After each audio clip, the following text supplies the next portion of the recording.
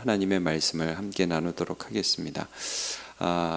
여러분, 이제 우리가 은혜라고 할 때는 하나님께서 우리의 삶에 내가 할 수 없는 일들을 행하시고 계시고, 또 그래서 우리를 찾아오시고 또 우리를 이끌어 가셔서 내가 무엇을 하고 있지만, 내가 오늘 열심히 살아가고 있지만, 그러나 그것이 내 어떤 노력이 나를 이끌어가는 게 아니라 하나님의 나를 향하신 일하심이 나를 이끌어간다 할 때 그 은혜라고 이렇게 고백을 할 수 있습니다. 근데 많은 사람들이 하나님이 살아계신지, 하나님이 나의 아버지이신지, 하나님이 역사하시는지 잘 모르죠.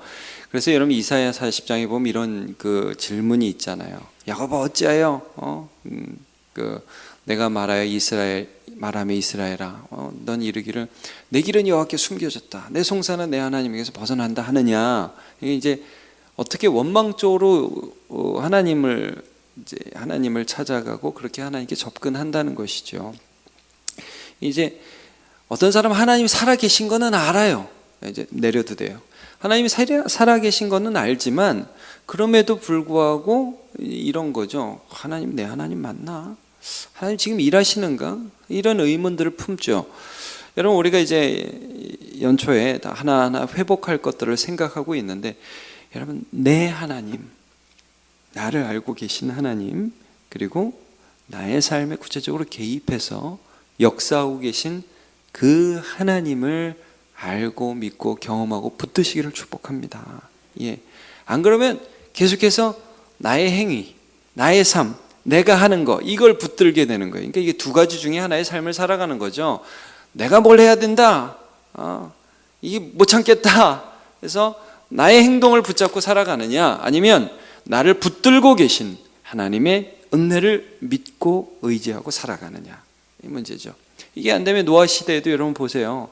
많은 사람들이 하나님이 살아계시다는 거 알았어요. 여러분, 그 당시에, 홍수 이전에 그 당시에는요, 수명도 길었고 하나님이 살아계시다는 증거를 많은 사람이 알고 있었어요. 근데 하나님의 아들들이 사람의 딸들의 아름다움을 보고 결혼하고 정욕의 노예가 되고 하나님과의 관계를 계속 밀쳐나가는 그런 삶을 살아갔던 것을 보게 되죠. 자, 그러면 하나님은 어떻게 우리의 삶에 관여하시고 또 우리의 삶에 하나님의 역사하심을 드러내고 은혜를 베푸시는가? 오늘 이제 그 은혜 베푸심, 우리와 관계하심을 한마디로 뭐라 할 수 있냐면요, 구원이라고 할 수 있어요. 여러분, 에베소서 2장 8절 9절 말씀 기억하십니까? 너희가 그 은혜에 의하여, 이거 한번 같이 읽어보죠. 시작. 너희가 그 은혜에 의하여 믿음으로 말미암아 구원을 받았으니 이것은 너희에게서 난 것이 아니요 하나님의 선물이라. 행위에서 난 것이 아니니 이는 누구든지 자랑하지 못하게 하려 함이라. 아멘.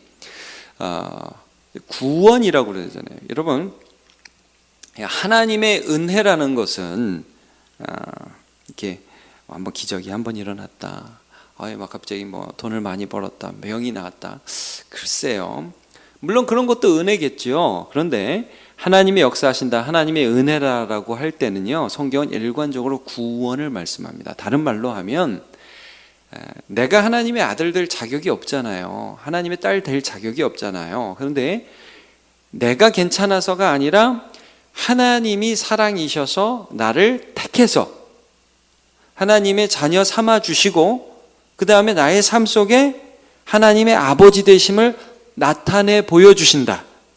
다른 말로 하면 관계가 시작됐다는 거예요. 관계. 하나님과 나의 관계가 예수님 때문에 시작되어서 그 하나님 되심이 나의 삶에 계속해서 드러나시는 거예요. 예. 근데 이게 너무 넓은 시간의 스펙트럼 가운데 일어나고 있어요. 창세 전부터 하나님께서 나를 아셨다. 그리고 어느 순간 나를 찾아오셨다. 그 다음에 그 순간부터 계속해서 나를 영원토록 인도해 가신다. 이게 성삼위 하나님의 작품이라는 것입니다. 그러니까 여러분, 이 구원을 이렇게 우리가 적용했죠. 하나님 아버지, 성부 하나님이 구원을 계획하셨다, 예정하셨다. 그 다음에 예수님께서 그 구원을 이루셨다는 거죠. 십자가 위에서 구원을 이루셨고, 그 다음에 그거 남의 일 같은데 할 때 우리 안에 성령을 주셔서 그 구원을 우리에게 적용시키셨다. 성삼위 하나님이 하시는 일이 구원이라는 것입니다. 이 은혜의 핵심입니다. 여러분 오늘 본문을 한번 성경책을 한번 펴보세요. 여기 보시면 예정이라는 말이 많이 예정이라는 말이 나오고 택하심이라는 말씀이 많이 나오는데 그 모든 말씀이 예수 안에서라고 강조되어 있습니다. 여러분 제가 그 부분을 좀 강조하면서 볼게요. 찬송하려다 하나님, 그분이 누구냐면 곧 우리의 주 예수 그리스도의 아버지께서 자, 뭐 하시려고? 우리에게 복을 주시는데 그리스도 안에서 하늘에 속한 복을 준단 말이에요. 그러니까 여러분 하나님께서 우리를 구원하고 싶으신데 하나님께서 우리를 구원하기로 작정하셨는데 예수 안에서 그 복을 주시기를 원하셨어요. 그래서 예수 안에서 우리를 부르시는 거예요. 4절 창세전에 그리스도 안에서 우리를 택하셨다. 예수 안에서 택하신 것입니다. 지금 하나님이 무엇인가 하고 계시는 거예요. 가장 중요한 일, 우리가 절대 할 수 없는 일을 그 일을 하고 계신 것입니다. 예수 안에서 우리를 택하시고요. 또 사랑 안에서 예수 앞에서 거룩하고 흠이 없게 하시려고. 자, 5절로 갑니다. 그 기쁘신 뜻대로 우리를 예정하사 또 누구로 말미암아 예수 그리스도로 말미암아 자기 아들들이 되게 하셨으니. 이 하나님의 선택은 다 예수 안에서 우리를 부르시는 것입니다. 이는 6절 그가 사랑하시는 자 안에서 우리 예수 안에서 우리에게 거저 주시는 바 그의 은혜의 영광을 찬송하게 하려는 것이라. 그러니까 그의 자녀들이 그의 구원과 그의 은혜를 받으면서 야 하나님이 정말 나를 사랑하시네, 하나님이 정말 나를 찾아오셨네. 자, 이렇게 하나님이 계획하실 때에 그 계획을 이루신 분은 예수님이라고 이렇게 말씀드렸죠. 그러니까 여러분 예수님을 통해서 하나님을 만난 사람들, 일단 성경에 있는 사람들을 한번 볼게요. 그 사람들은요 이걸 알았어요. 자기는 예수님을 처음 보거든요. 여러분 그런 거 있죠. 저 신학교 갔는데 저희 아버님이 합신에서 유명한 분이시거든요. 아실지 모르겠는데 제가 신학교를 갔더니 교수님들이 갑자기 안녕하세요, 저는 뭐 이건희 전도사라고 합니다. 그러면은 자네 뭐 이러는 거예요. 누구 목사님 아들 그러더라고요. 그래서 제가 얼마나 조심스러운지 제가 알기 전에 그분이 알고 계신다는 게 참 재미있었습니다. 근데 여러분 그 정도가 아니에요. 여러분 예수 안에서 하나님께서 우리를 창세전부터 알고 계셨다는 거예요. 그러니까 예수님이 사람들을 만났을 때 사람들이 그런 느낌을 받았어요. 여러분 베드로를 처음 봤잖아요, 예수님. 근데 베드로한테 이런 말씀을 하시죠. 시몬아, 요한의 아들 시몬아, 너의 이름을 장차 게바라 하리라, 베드로라 하리라. 알고 계세요. 나다나엘을 처음 만났어요. 근데 야 나다나엘아, 네가 무화과 나무 아래에 있을 때 내가 너를 보았노라. 삭개오가 저기 돌 감람나무 위에 올라가니까 삭개오야 내려오라. 듣는 삭개오 깜짝 놀랍니다. 아니 내 이름 어떻게 알지? 그러니까 이름을 불러주시는 거예요. 내가 너를 안다는 거예요. 이미 너를 오래전부터, 너는 나를 처음 보지만 나는 너를 오래전부터 알아왔고 너의 삶에 지금 들어가고 이제 너의 삶을 이끌어 줄 것이다. 이 은혜죠, 은혜. 내가 하나님을 선택한 것이 아니라 하나님이 내게 찾아오셨는데 그냥 한번 찾아와 본 게 아니라 오래전부터 나를 아셨다는 거예요. 여러분 사도 바울도 자기가 개인적으로 이것을 경험한 것이에요. 예수 믿는 자를 막 비박하려고 가는데 다메섹을 향해서 가는 그 길 위에서 말할 수 없는 빛이 그를 비추면서 사울아 사울아 이름을 부르잖아요. 사울아 사울아 내가 어찌하여 나를 핍박하느냐. 누구세요? 나는 네가 핍박하는 예수다. 알고 계셨던 거예요. 그리고 그의 삶의 미래를 아시는 거죠. 그래서 뭐라고 아나니아를 통해서 계시를 주시느냐. 이는 내가 이방인에게 나의 복음을 전하기 위해 택한 나의 그릇이다 그러잖아요. 여러분 하나님께서 그 전과 지금 찾아오신 그 이유를 아신다는 것을 예수 그리스도를 통하여 사람들이 경험했습니다. 그 우리에게도 마찬가지입니다. 우리도 어느 순간 이 말씀 속에서 예수님 우리를 찾아오시죠.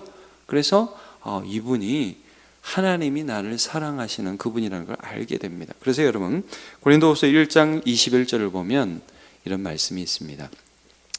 예수님은 보이지 않는 하나님의 형상이요 그랬습니다. 예수님은 하나님 이런 분이라는 것을 우리는 하나님을 본 적이 없지만 말씀이신 예수님을 통해서 하나님이 이런 분이구나, 나를 찾아오시는구나 하는 것들을 알게 되죠. 예. 그리고 만물보다 먼저 나신 분입니다. 자, 우리 고린도후서 1장 21절과 22절을 한번 보면 이런 말씀이 있는데요. 제가 한번 읽어볼게요. 우리를 너희와 함께 그리스도 안에서 굳건하게 하시고 우리에게 기름을 부으신 이는 하나님이시니 그가 또한 우리에게 인치시고 보증으로 우리 마음에 누구를 주셨습니까? 성령을 주셨습니다. 예. 그러니까 여러분, 성경 시대 많은 사람은 예수님을 직접 만났습니다. 우리는 누구를 통해서 예수님을 만나느냐 하면 성령을 통해서 예수님을 만나는 것입니다. 여러분, 하나님이 살아계시다고, 예수님이 하나님의, 보이지 않는 하나님의 참 형상이라고 여러분 믿어지십니까? 예. 어떤 분들은 잘 안 믿어지는 분들 계실 수도 있어요. 근데 우리가 이 말씀 속에서 그 예수님에 대한 말씀을 읽고 또 어느 순간 우리 가운데 성령께서 내가 들은 말씀을 해석해 주시고 그냥 나를 만나 주시는 거예요. 여러분, 수많은 사람들이 예수 그리스도를 눈으로 보고 하나님을 만났던 것처럼 우리는 보이지 않는 하나님을 성령을 통하여 만나는 것입니다. 그 말씀이 내 말씀이 되고 그 말씀 속에서 하나님의 살아계심을 알게 되는 거죠. 그러니까 여러분, 예수 믿는 게 기적이라고 제가 여러 번 말씀드렸죠. 여러분, 예수 믿으십니까? 근데 그것 자체가 내 마음에 하나님이 살아계시다는 것들을 알게 해주시는 거예요. 여러분, 믿음이라는 것은 단순히 지식적 동의가 아니라고 말씀드렸죠. 하나님 계셔. 그건 귀신들도 알고 떠는 내용입니다. 하나님 아는지 다 압니다. 그런데 그 하나님께서 자기 아들을 주셨다는 것이 믿어지고 그 예수의 십자가 안에 내가 있음이 보여지고 예수가 죽었다가 다시 살아나셨을 때 그 부활 가운데 나도 살아났다는 것이 믿음으로 동의가 되며 그 하나님을, 예수 그리스도를 주신 그 하나님을 예수 안에서 나도 사랑하며 따르겠다고 그 예수 제자의 길에 동참하겠다는 자발적 마음을 주셨다는 것, 그것 자체가 성령께서 우리 가운데에서 역사하시고 계신 그 믿음의 역사인 것입니다. 여러분, 그러니까 지금 제가 오늘 은혜 회복에 대해서 말씀하고 있는데, 여러분, 하나님이 뭘 하고 계신지를 성부, 성자, 성령을 통해서 알아야 됩니다. 내가 뭘 하고 있느냐도 중요하죠. 여러분, 참 교회에서 많은 일들을 하시죠. 봉사도 하시고 또 집에서 엄마 아빠로서 진짜 몸이 부서져라 일도 하고 밥도 해주시고 아이들 교육도 하고 참 애를 쓰고 있습니다. 참 열심히 살고 있습니다. 근데 내가 무엇을 하고 있느냐를 아는 것도 중요하지만, 그러나 하나님께서, 성부, 성자, 성령 하나님께서 내 삶에 무엇을 하고 계시느냐, 이것을 아는 것이 더 중요한 것입니다. 자, 이런 거예요. 제가 회복하라는 책 한번 읽어보시라고 권해드렸는데, 저는 지금이라도 좀 많이 사서 보시면 좋겠어요. 자, 근데 거기 이제 노진준 목사님이라는 분이 이 막내를 입양한 그 스토리를 좀 말씀하시더라고요. 자기 막내 아들을 입양했다. 1살 때 입양했대. 1살 때 애가. 근데 여러분, 1살 때 입양하니까 애가 무슨 개념이 있어요? 아무것도 모르잖아요. 걔가요, 그 어린아이가 엄마 쭈쭈도 빨고 옹알이도 하고 열심히 살아요. 자기가 할 수 있는 모든 일들을 합니다. 지금 이제 어른이 됐을 것입니다. 책을 보다 보니까 청소년기 일화도 나오고 여러 가지 일화가 나오는데 여러 가지 일들을 할 거예요. 자기 나름대로 한다고 해요. 근데 여러분, 그의 아버지가 그가 아무것도 모를 때 그를 데려다가 아들 삼고 그 다음에 관계를 시작하시죠. 때때로 용돈도 주고 먹을 것도 주고 집에서 같이 살게 하고 그 다음에 장래에 대해서 함께 의논도 하고 여러 가지 함께 하잖아요. 그러니까 여러분, 우리가 하나님이 모든 것을 하셨습니다라는 것은 나는 아무것도 안 하고 숨도 안 쉬고 그렇다는 말씀이 아닙니다. 여러분, 다 사시는 것이죠. 일도 하시고 가정도 돌보시고 여러 가지 일들을 하십니다. 자, 내가 하는 일들이 있어요. 그런데 그 일과 다른 차원으로 하나님이 나를 찾아오신 거예요. 자, 성령께서 우리에게 기도하시는 것만 예를 들어볼까요? 여러분, 우리는 마땅히 기도할 바를 알지 못하되 성령께서 말할 수 없는 탄식으로 우리 안에서 간구하신다. 이 말씀 기억하시죠? 여러분, 우리가 기도할 때 여러분 혹시 이런 경험이 있으십니까? 기도가 잘 안 된다. 그런 경험 없으세요? 기도하러 딱 앉으면 기도가 줄줄줄 이렇게 나오십니까? 저는 기도 안 될 때 많습니다. 근데 여러분, 기도가 안 되는 걸 아는 사람은 성령께서 함께 하실 때 기도가 되는 게 뭔지를 아는 사람이에요. 성령께서 함께 하실 때에 하나님 아버지의 마음이 내 마음에 느껴지고 하나님의 뜻에 내 마음을 순복하려는 마음들을 내 안에 주실 때 나같이 연약해서 기도가 안 나오고 하나님 앞에 불평만하고 연약한 인간이 성령께서 오시면 그 마음들을 내려놓게 하시고 성령께서 탄식하고 계시는구나, 성령께서 나를 중보하고 계시는구나, 그래서 내가 지금 기도가 나오고 있구나 하는 것들을 알 수 있게 하십니다. 여러분, 그때도 하나님이 함께 하시는 거예요. 성령께서 함께 하시는 거예요. 여러분, 우리 같은 사람이 어떻게 감사할 수 있을까요? 성령께서 내 마음 안에 해석해 주시는 거예요. 야, 이게 비록 너에게 어려움이 있지만, 그러나 너 예수 안에서 어려움 당하면 이것까지 하나님이 사용하여 주신다. 믿어지니까 감사하는 거죠. 예. 성령께서 우리 가운데, 여러분, 또 우리가 다시 무소하는 종의 영을 받지 아니하고 양자의 영을 받았으므로 아빠, 아버지라고 부르짖느니라. 그럼 기억하십니까? 우리가 어떻게 하나님을 향하여 감히 아빠, 아버지. 근데 여러분, 이것도 습관적으로 부르는 건 있어요. 우리가 입에 붙으면 무서운 거예요. 그러니까 예수 믿는 사람은 이렇게 어디 탁 쳐가도 어이구 아버지 막 이러죠. 딱 주여 막 이러잖아요. 예, 그런 거 말고 진짜 아버지라고 부르고 진짜 주여라고 부르는 것, 그것은요 성령께서 우리 안에서 역사하시는 것입니다. 2017년도 연약한 때가 있을 것 같습니다. 그렇죠? 2017년도 우리의 부족함이 드러날 때가 참 많이 있을 것 같습니다. 그러나 여러분, 하나님이 오늘도 우리의 삶에 일하고 계신 나의 아버지이심을 믿으시기를 축복합니다. 그걸 아는 사람은 날마다 은혜를 고백하고, 그걸 모르는 사람은 맨날 자기가 살려고 발버둥을 치게 될 겁니다. 후자가 되지 마십시오. 여러분, 바울사도 보세요. 내가 수고를 많이 했다. 그러나 나의 나 된 것은 오직 하나님의 은혜다. 이게 무슨 고백이냐면요, 내가 앞으로 살아갈 때도 나는 계속 연약할 거다. 난 예전에 살인자다. 난 예전에 핍박자다. 근데 하나님이 나를 불러서, 그러니까 나를 먼저 아셔서 나를 찾아오셔서 나에게 사명 주시고 살아갈 힘을 주셔서 오늘도 살아가고 있다. 나도 하고 있어요, 여러분. 나도 일하고 있어요. 근데 궁극적으로 나를 이끌어가는 것은 하나님의 아버지 되심이에요. 하나님의 은혜예요. 그걸 붙드는 거예요. 예, 앞으로 나 넘어질 거예요. 여러분, 하여튼 넘어집니다, 여러분. 저를 비롯해서 실수합니다. 그런데 그 실수 때문에 우리가 죽는 인생이 아니라 하나님의 아버지 되심, 하나님의 은혜 때문에 하나님의 사용을 받는 인생으로 하나님께서 만들어 주십니다. 그것을 붙들고 나아가시는 저와 여러분 되시기를 예수님의 이름으로 축복합니다.